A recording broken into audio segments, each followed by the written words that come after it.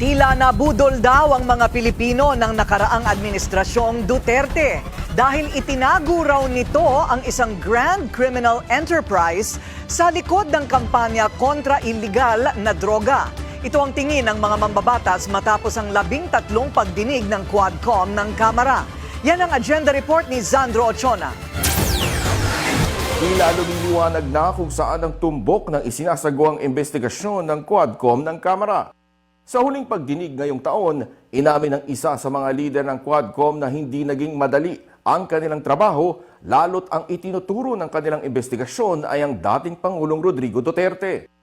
Ladies and gentlemen, the Quad Committee has started to uncover a grand criminal enterprise, and it would seem that at the center of it is the former president.